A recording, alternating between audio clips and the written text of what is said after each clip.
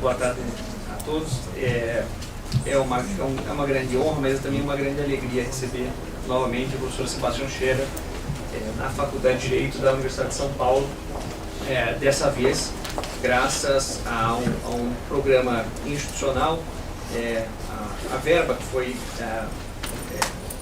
disponibilizada pelo programa ProEx, que é uma verba para os programas de pós-graduação, doutorado e mestrado em excelência. Eles conseguem essa verba para poder promover eventos dessa natureza.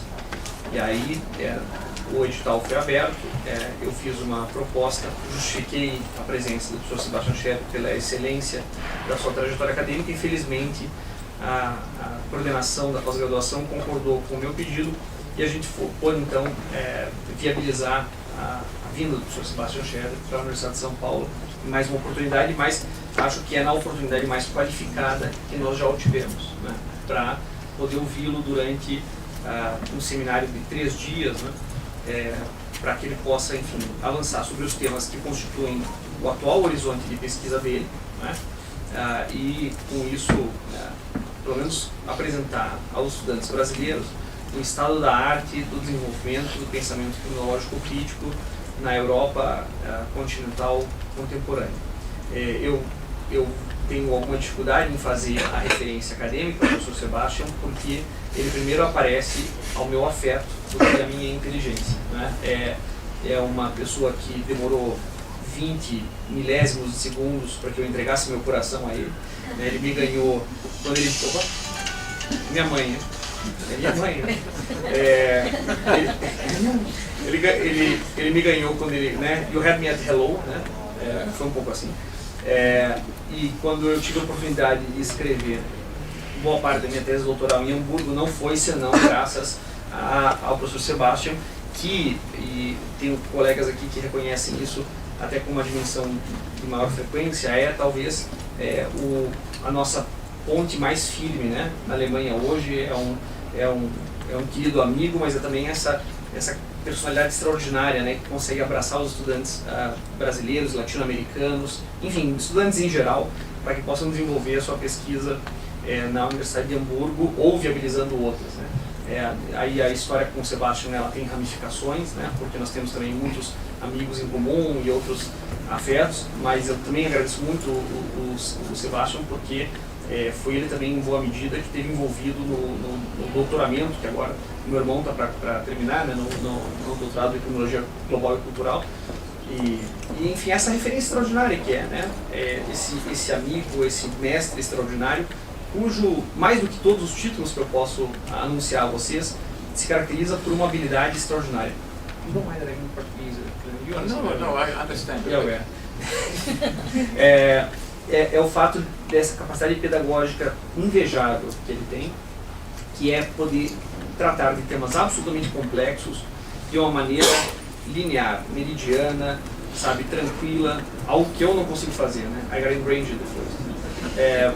Mas ele não, ele consegue tratar por temas sensíveis, e eu já tive a oportunidade de ver isso em relação a diferentes auditórios, né?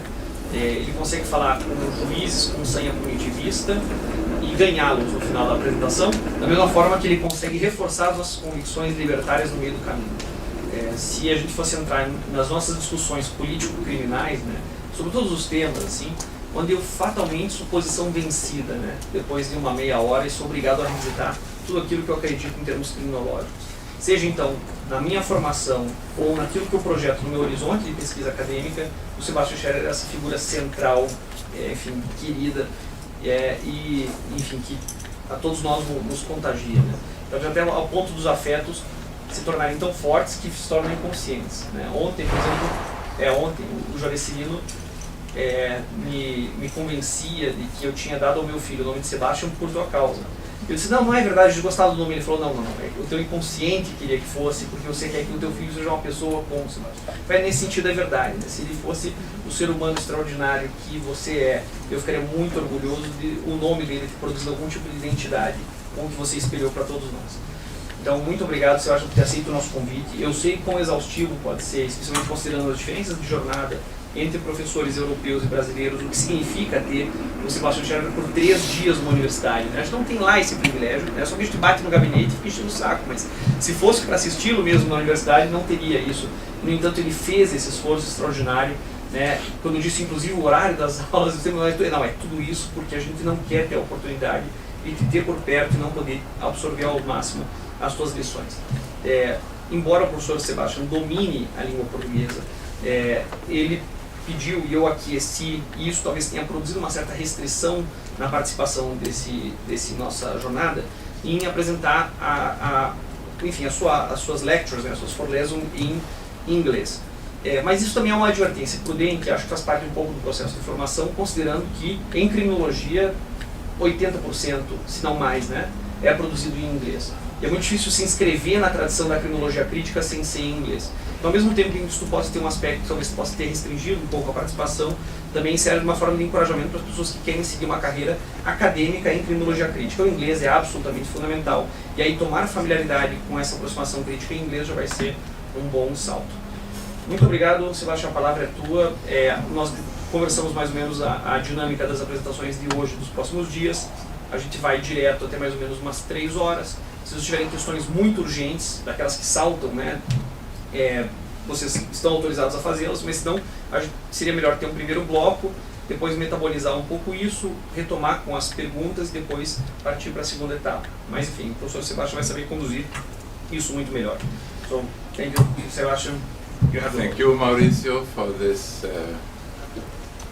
palestra bonita. Amável. Gostaria de agradecer muito realmente esse convite. Estou honradíssimo e feliz da vida, nervoso da vida também. E vamos ver como que vai ser. Né? Só que na realidade eu não domino tão bem essa língua boníssima, belíssima. E me sinto um pouquinho mais em casa com inglês. Vamos ver se funciona e vamos ver. Olha, hoje é o dia da matança, do homicídio.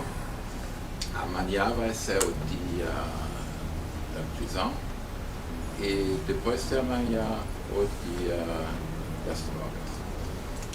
E vamos ver se chegamos a uma discussão frutuosa.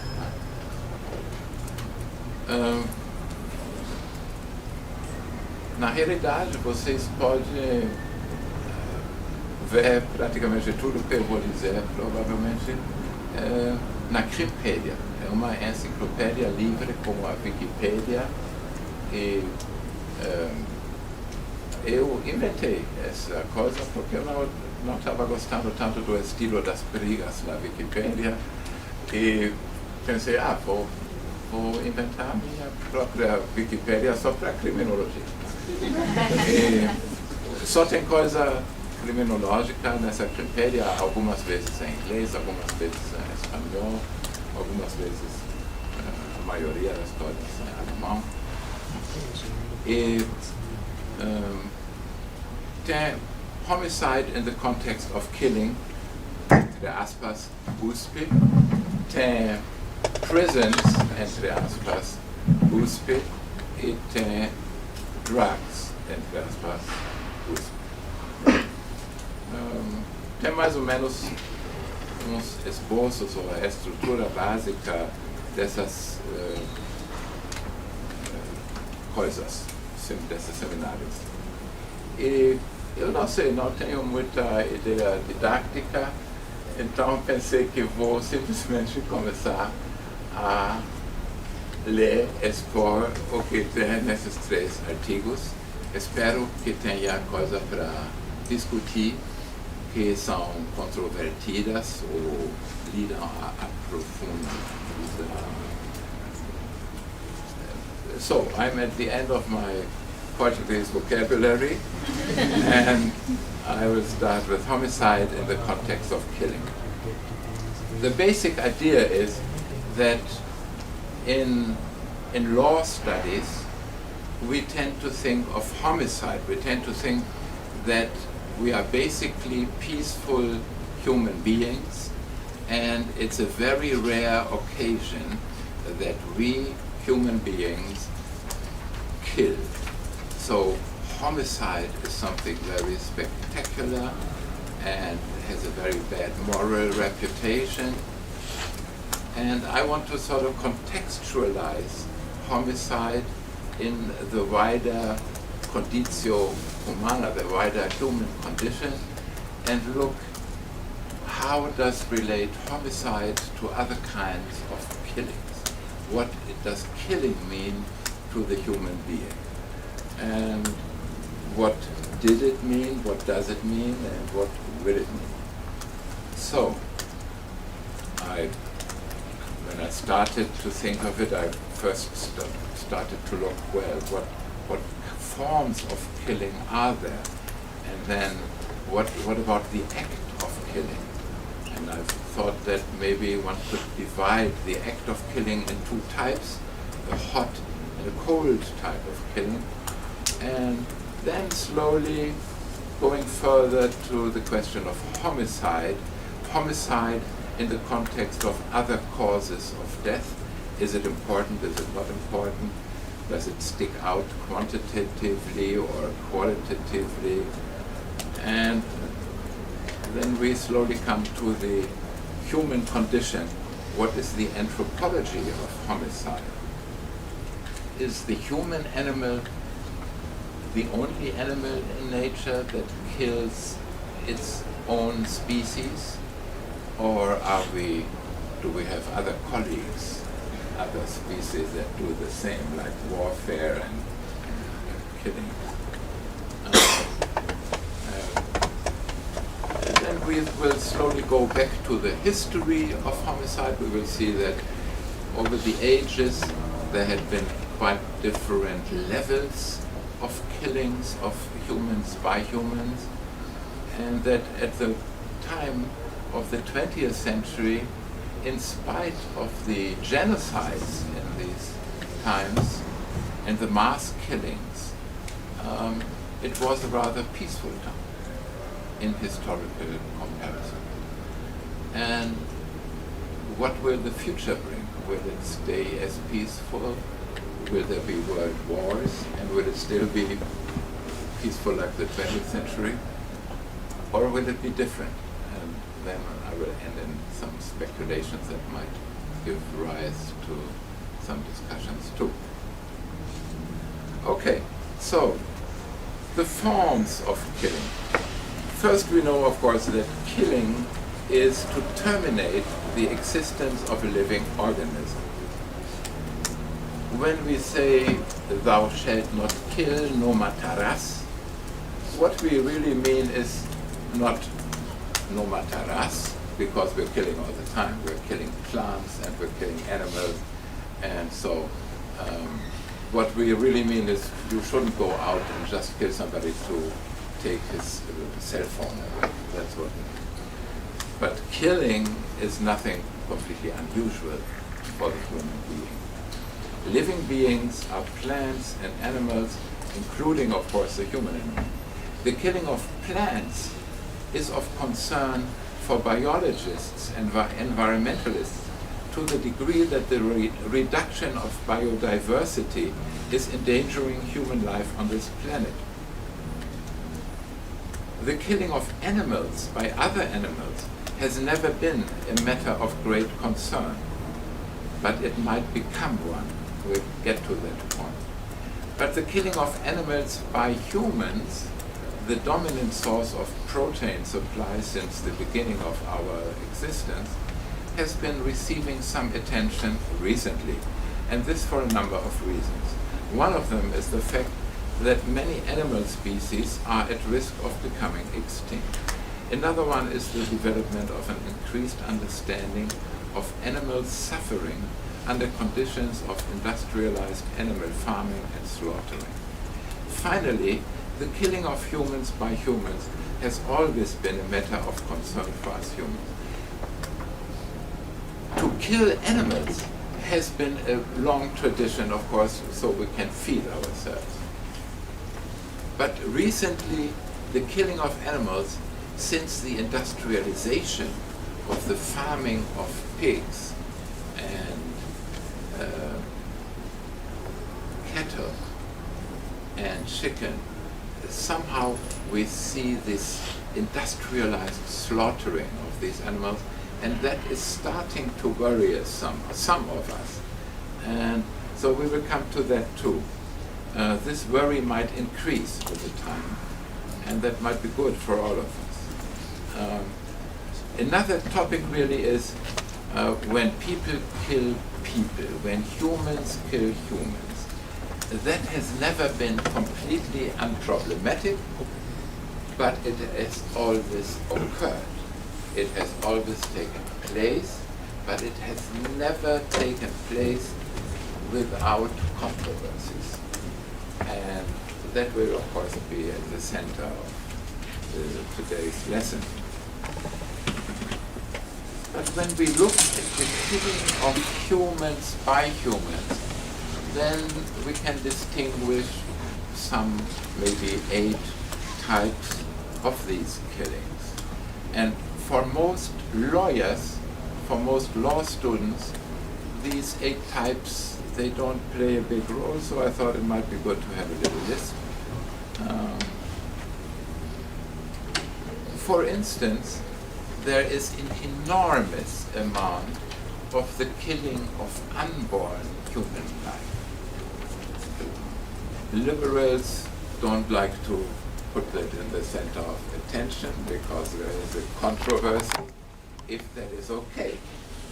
And liberals say, well, probably it's more or less okay.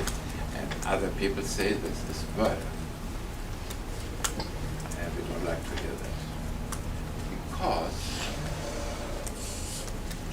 there are 56 million cases of abortion every year in the world.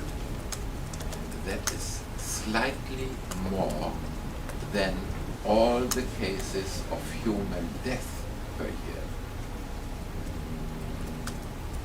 There are something like 55 million, well, also quasi 56 million people who die every year in the world. But there are also 56 million abortions every year. That's an enormous amount, especially when compared with homicide. There is only 500,000 of homicides every year in the whole world. And homicides, they play an enormous role in our media. It almost seems as if homicide was #1 cause of death. When you look CSI Miami, CSI New York, CSI Los Angeles, Dexter, etc., etc. Then you think, well, you can also watch Global News. And you also have, or what's his name? It's a Hato. Hatinho. When you watch Hatinho, you also think, well, that must be #1 cause of death. But it's not. But then again, we have 500,000 homicides per year in the whole world, but we have 56 million abortions. So it's worth to get this into our conscience. And I'm leaving that open, what the ethical questions involved in this are. But I'm ready to discuss arguments about it. I don't say it's homicide, but I say it's worth talking about it in the context of killing, because we're killing unborn human life, and we have to think in how far this can be justified. And I happen to think it can be justified, but it has to be explicitly done. In some countries of the world, it's a criminal offense, and women take great pains to go from countries where abortion is a criminal offense over the border to other countries where it is not. And sometimes they engage in illegal abortions, and then we come to negligent homicide because many women die in the process of illegal abortion. So it's a vast topic that should not be left out of consideration because it is such a touchy one. But it is touchy, but in an academic context we should be able to discuss the pro and con of all of this. Then another touchy subject is the killing of people who wish to end their own life because, for instance, they are of old age, they have intolerable pain or a terminal illness, and they request some help. They say, "Doctor, I want to die, could you please end my existence?" And in some countries this is a crime, in other countries this is allowed. In Holland, for instance, and in Belgium, it is not a crime if a certain procedure is being followed so that misuse is avoided. In Germany, it's a crime. So people go to Switzerland from Germany, even though they are terminally ill, and just to be helped to get over this threshold. Or they go to Holland. In Germany, 70% of the population wants to decriminalize this active euthanasia.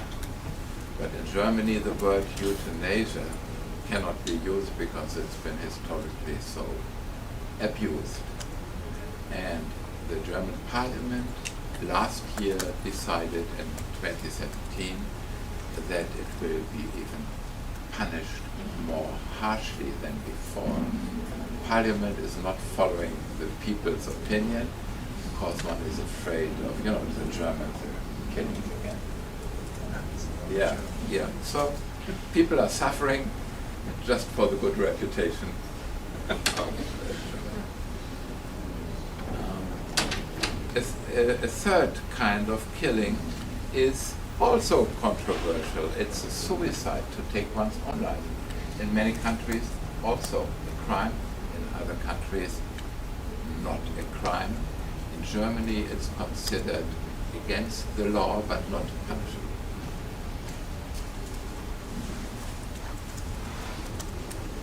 This is a topic, you know that Emil Durkheim, he had invented 4 different types of suicide, like the egoistic type, like you feel so lonely you don't see any sense anymore, you kill yourself.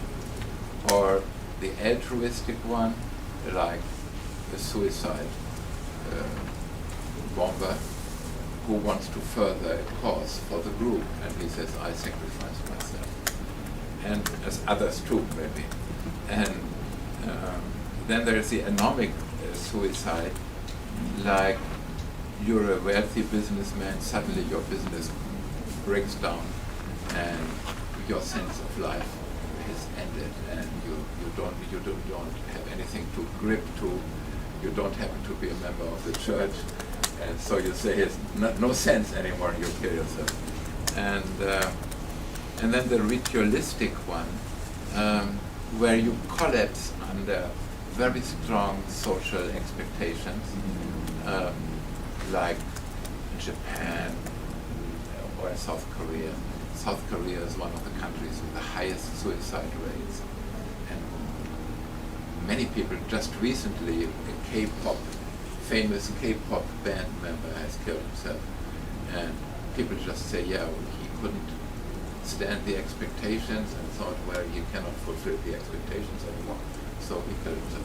So these 4 types, and this is ethically very complicated, and people are worried about countries in which the suicide rate is going up or the euthanasia rate is going up because of liberal legislation.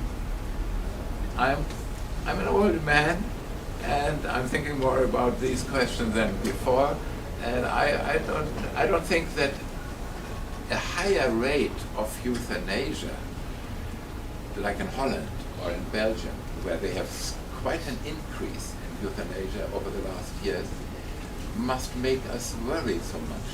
I see the German cases of people who want to die, and at a certain point with illnesses or despair, that can be understood. And why take the autonomy from people that they have enjoyed all their lives? Why not let them have their autonomous will, if it is their will? So I don't think it's such a reason to worry, like many people say, oh, in Holland and in Belgium they liberalized it, you see it's going up, it's going up. Yeah, it's going up, but maybe it's not a bad thing. So questions of killing and killing oneself also play into this topic. Then, of course, there's killing of enemies in times of civil war or international armed conflict. This kind of killing sticks out in its positive moral evaluation. It too is controversial, but its dominant moral and above all juridical evaluation is positive in the sense that it is seen as the obligation of a citizen to follow the state's call to arms, and those who refuse to do so are subject to punishment, notwithstanding the fact that internal and international armed conflicts have cost the lives of 1 billion people over the course of history. Well, this, of course, is a difficult question. There are estimates that since the beginning of humankind, there have been more than 3 billion victims of armed conflict, because there has hardly been a year without a war in human history. And counting it all together, some people come to 3 billion. But these are not very accurate counts. And there are people who are thinking more diligently about the whole question, and they come to numbers much lower.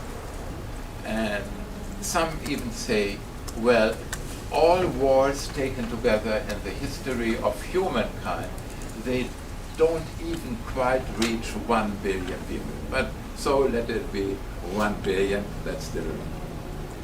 And this is, in a way, this is an interesting fact that we have, until now, we have not seen a completely uncontroversial act of killing. Everything is controversial. War is also controversial, but it is one of the very most costly things in terms of lives, and it is relatively uncontroversial. So that's an interesting fact, that most kinds of killing, you never know. They're okay somewhere and they're okay in other places. They're not okay at some times and they're okay at some times. But war is a very costly thing, and it somehow has a comparatively good image with the humans. And we will try to find out why.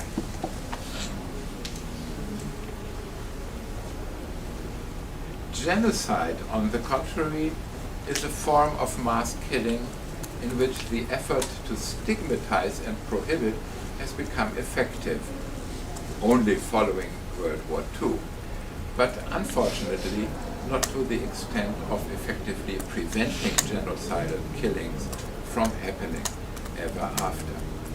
Of course, the idea of the Genocide Convention was that such a thing would never happen again.